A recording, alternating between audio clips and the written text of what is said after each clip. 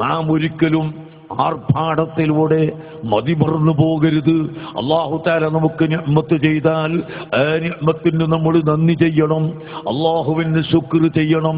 നാം ഏത് ചെയ്താലും അല്ലാഹുവിൻ്റെ പൊരുത്തത്തിന് വേണ്ടിയാവണം. നാം നിസ്കരിക്കുന്നതും നോമ്പെടുക്കുന്നതും മറ്റ് ഇബാദത്തുകൾ നിർമ്മിക്കുന്നതും അല്ലാഹുവിൻ്റെ പൊരുത്തത്തിന് വേണ്ടിയാണ്. അതുപോലെ തന്നെ നാം ഇനി രാഷ്ട്രീയത്തെ സംബന്ധിച്ച് സംസാരിച്ചാലും മറ്റിവിടുത്തെ തെരഞ്ഞെടുപ്പിനെ സംബന്ധിച്ച് സംസാരിച്ചാലും മറ്റേത് വിഷയം സംസാരിച്ചാലും അല്ലാഹുവിൻ്റെ പൊരുത്തത്തിനു വേണ്ടിയല്ലാതെ നമുക്ക് സംസാരിക്കാൻ പാടില്ല. അതിന് മാത്രമേ നിലനിൽപ്പുള്ളൂ. അല്ലാഹുവിൻ്റെ പൊരുത്തത്തിനു വേണ്ടി ചെയ്യുന്ന, അല്ലാഹുവിൻ്റെ സന്തോഷത്തിനു വേണ്ടി ചെയ്യുന്ന പ്രവർത്തനത്തിന് മാത്രമേ നിലനിൽപ്പുള്ളൂ. അഹങ്കാരത്തിന് നിലനിൽപ്പില്ല, കിബിറിന് നിലനിൽപ്പില്ല, ഗർവിന് നിലനിൽപ്പില്ല. വിനയത്തിനും സമാധാനത്തിനും സഹിഷ്ണുതക്കും മാത്രമാണ് നിലനിൽപ്പുള്ളത് എന്ന് ഞാൻ നിങ്ങളോട് ഓർമ്മപ്പെടുത്തുന്നു. അതുകൊണ്ട് നാം എപ്പോഴും അല്ലാഹുവിനെ ഭയപ്പെട്ട് സമാധാനത്തിലും സഹിഷ്ണുതയിലും ആയി ജീവിക്കണം. നാം ഒരിക്കലും അഹങ്കരിക്കുകയോ ആഹ്ലാദം അമിതമായി പോവുകയോ ചെയ്യാൻ പാടില്ല. സുബ്ഹാന ജല്ല ജലാലു. ചില സ്ഥലങ്ങളിലൊക്കെ ഇപ്പോൾ ഇലക്ഷൻ വിജയം വന്നപ്പോൾ ആഹ്ലാദ പ്രകടനം നടത്തി. എന്താണതിൻ്റെ ഗൗരവം ചിന്തിച്ചു നോക്കുമ്പോൾ യുസ്ബിഹു മുഅ്മിനൻ വയുംസി കാഫിറാ വയുംസി മുഅ്മിനൻ വയുസ്ബിഹു കാഫിറാ. രാവിലെ മുഅ്മിനായവൻ വൈകുന്നേരമാകുമ്പോഴേക്ക് കാഫിറായി പോവുകയും വൈകുന്നേരം മുഅ്മിനായവൻ രാവിലെ ആകുമ്പോഴേക്ക് കാഫിറായി പോവുകയും ചെയ്യുന്ന കാലഘട്ടം വരുമെന്ന് നബി സല്ലല്ലാഹു അലൈഹി വസല്ലം തങ്ങൾ പഠിപ്പിച്ച കാലം ഇതുതന്നെയാണോ എന്ന് ചിന്തിക്കുകയാണ്. ആലിമീങ്ങളെ ചീത്ത പറഞ്ഞാൽ, മുതഅല്ലിമീങ്ങളെ ചീത്ത പറഞ്ഞാൽ കാഫിറായി മുർത്തദ്ദായി പോകുമെന്ന് യുദ്ധത്തിന്റെ കിതാബിൽ, ചെറിയ കിതാബുകളിൽ വരെ നാം പഠിച്ചിട്ടില്ലേ? അതെല്ലാം മറന്നുകൊണ്ട് ഇലക്ഷന്റെ റിസൾട്ട് വരുമ്പോഴേക്ക് ആഹ്ലാദ പ്രകടനം നടത്തി തുണിയുടുത്തത് പോലും ഓർമ്മയില്ല, ഉടുത്തിട്ടുണ്ടോ എന്ന് പോലും ഓർമ്മയില്ലാതെ റോട്ടിന്റെ നടുവിലൂടെ തുള്ളി നടന്നുകൊണ്ട് ആലിമീങ്ങളെയും അഹ്ലു ബൈത്തിനെയും സയ്യിദുമാരെയും നിരപരാധികളെയും ചീത്ത പറയുന്ന അവസ്ഥയിലേക്ക് ജനങ്ങൾ എത്തിപ്പോയിട്ടുണ്ടെങ്കിൽ പ്രിയപ്പെട്ട സഹോദരങ്ങളെ, വളരെ ഗൗരവമാണ് എന്ന് നിങ്ങൾ മനസ്സിലാക്കണം. ബുദ്ധിയുള്ള ആളുകൾ അതല്ല ചെയ്യേണ്ടത്. ബുദ്ധിയുള്ള ആളുകൾ ബുദ്ധി ഉപയോഗിച്ച് കാര്യങ്ങൾ നടത്തുക, അതാണ് നാം ചെയ്യേണ്ടത്. അതിവിടെ ഇപ്പോൾ നടത്തിയിട്ടുണ്ട് എന്നതും തീർച്ചയാണ്. ഏതായിരുന്നാലും എനിക്ക് നിങ്ങളോട് പറയാനുള്ളത്, ഈ ബിദ്അത്തിന്റെ ആളുകളെ ശക്തിപ്പെടുത്തുന്ന ഒരു കൂട്ടരുമായി നമുക്ക് ബന്ധപ്പെട്ടുകൂടാ. നിങ്ങൾ നോക്കൂ, നേരത്തെ ഉച്ചമ്പാറ സൂചിപ്പിച്ചു, അതുപോലെ അതിന് മുമ്പും സൂചിപ്പിച്ചു. ഇവിടുത്തെ ചില നേതാക്കളും രാഷ്ട്രീയക്കാരും അഹ്ലുസുന്നത്തി വൽ ജമാഅത്തിന്റെ ഇടയിൽ ഭിന്നിപ്പുണ്ടായപ്പോൾ ആ ഭിന്നിപ്പിനെ ഊതിവീർപ്പിക്കാനും അത് വലുതാക്കാനും ശ്രമിച്ചു. അതേ സമയത്ത് മുജാഹിദുകൾ ഭിന്നിച്ചപ്പോൾ ഒരു മാസക്കാലം ആ മുജാഹിദുകളെ യോജിപ്പിക്കാൻ ഉത്സാഹിച്ചു, മധ്യസ്ഥം വഹിച്ചു, സംസാരിച്ചു. പക്ഷേ അത് വിജയിച്ചില്ല. സുന്നികൾ ഭിന്നിച്ചു എന്ന് പറഞ്ഞിട്ട് സുന്നികളെ കളിയാക്കി ചീത്ത പറഞ്ഞ് നടക്കുന്ന മുജാഹിദും അങ്ങ് ഭിന്നിച്ചപ്പോ അത് നന്നാക്കാൻ ഇവർ പരിശ്രമിച്ചു. കഴിഞ്ഞില്ല. കഴിയാതെ വന്നപ്പോ എന്താ ചെയ്തത്? എറണാകുളത്ത് ഒരു കൂട്ടരി യോഗം നടത്തി, കോഴിക്കോട്ട് മറ്റേ കൂട്ടരി യോഗം നടത്തി. രണ്ടും ഒരു ദിവസം ആകാതിരിക്കാൻ ഇവർ നിർബന്ധിച്ചു. 2 ദിവസം നടത്തി. 2 യോഗത്തിലും തുല്യമായ നിലക്ക് പോയി ഇരുന്നു കൊടുക്കുകയും പ്രസംഗിക്കുകയും മുജാഹിദുകളുടെ കരങ്ങളെ, വഹാബികളുടെ കരങ്ങളെ ശക്തിപ്പെടുത്തി കൊടുക്കുകയും ചെയ്തില്ലേ പ്രിയപ്പെട്ട സഹോദരങ്ങളെ? ഇതിന് നമ്മളെ കുറ്റം പറഞ്ഞിട്ട് എന്താണ് കാര്യം? നമ്മളെ ആക്ഷേപിച്ചിട്ട് എന്താ കാര്യം? നമ്മളാണോ ഇതിന് ഉത്തരവാദി? ഒരിക്കലും നമ്മളല്ല. നമ്മുടെ ആഗ്രഹം, നമ്മുടെ ആശയം അഹ്ലുസുന്നത്ത് വൽ ജമാഅത്ത് അതിനെ തൊട്ട് കളിക്കാൻ സമ്മതിക്കില്ല. അഹ്ലുസുന്നത്ത് വൽ ജമാഅത്ത് ഇവിടെ വളരണം. ബിദ്അഈ പ്രസ്ഥാനക്കാർ എന്തൊക്കെയാണ് അവരിവിടെ ചെയ്തു കൂട്ടിയത്? നബി സല്ലല്ലാഹു അലൈഹി വസല്ലമ തങ്ങളെ സംബന്ധിച്ച് വരെ അവരെന്തൊക്കെയാണ് പറഞ്ഞു വച്ചിട്ടുള്ളത്?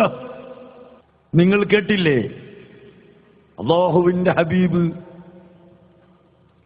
ഹുനൈൻ യുദ്ധത്തിൽ വച്ച് കിട്ടിയ ഗനീമത്ത് സ്വത്ത് ഓഹരി ചെയ്തു കൊടുക്കുമ്പോൾ അതാ ഈ വഹാബികളുടെയും മൗദൂദികളുടെയും വലിയ ഉപ്പാപ്പയായ മനുഷ്യൻ ദുൽ ഖുവൈസിറത്തു തമീമി എന്ന് പറയുന്ന ആൾ, ആ മനുഷ്യന്റെ 22ാമത്തെ മകനാണ് ഇവിടുത്തെ വഹാബികളുടെ നേതാവായ ഇബ്നു അബ്ദുൽ വഹാബ്.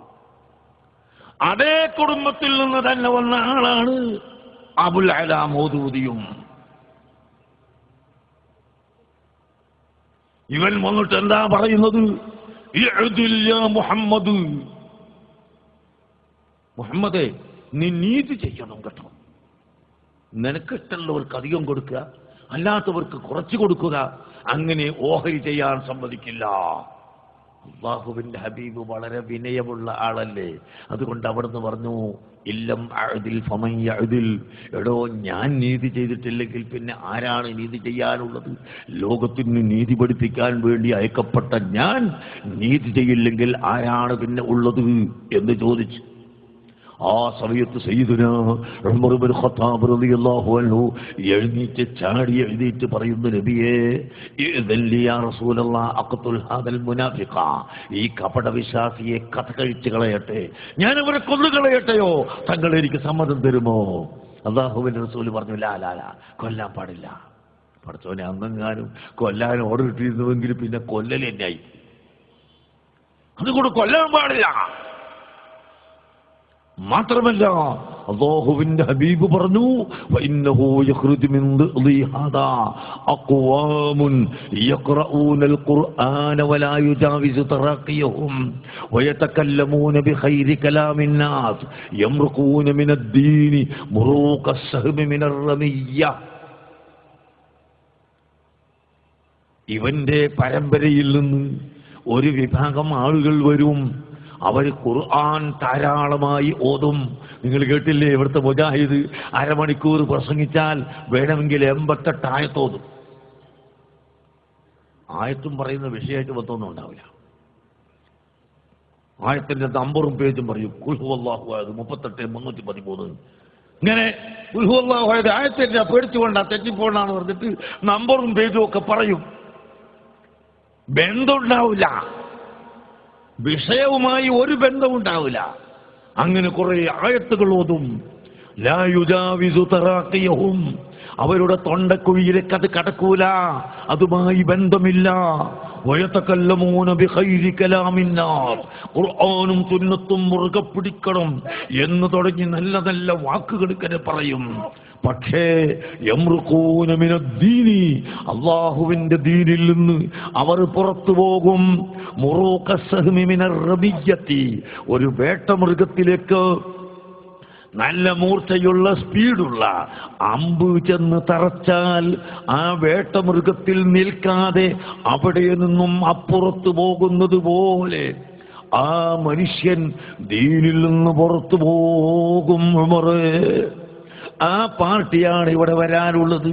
സഹോദരങ്ങളെ, അവന്റെ 22ാമത്തെ മകനായിട്ടാണ് ഇബ്നു അബ്ദുൽ വഹാബ് ഇവിടെ വന്നത്.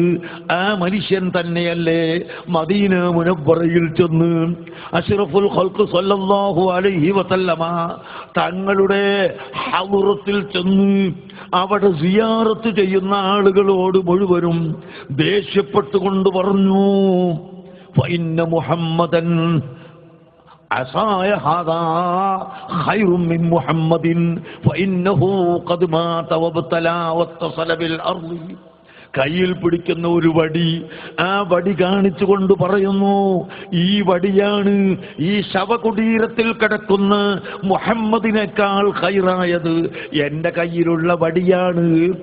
ഈ വടി കൊണ്ട് എനിക്ക് ആട്ടിനെ മേക്കാൻ കഴിയും, ഈ വടി കൊണ്ട് എനിക്ക് കള്ളന്മാരെ തടുക്കാൻ കഴിയും, ഈ വടി കൊണ്ട് വീഴാൻ പോകുമ്പോൾ കുത്തിപ്പിടിക്കാൻ കഴിയും. അങ്ങനെ പല ഉപകാരങ്ങളും ഇതുണ്ട്. മുഹമ്മദ് ആവട്ടെ മരിച്ച് ചാമ്പലായി മണ്ണായി ദ്രവിച്ചു പോയിരിക്കുന്നു, ആ മുഹമ്മദിനെ കൊണ്ട് എനിക്ക് യാതൊരു ഫലവും ഇല്ല എന്ന് പറഞ്ഞത് ഈ പ്രസ്ഥാനത്തിന്റെ നേതാവാണ് കേട്ടോ.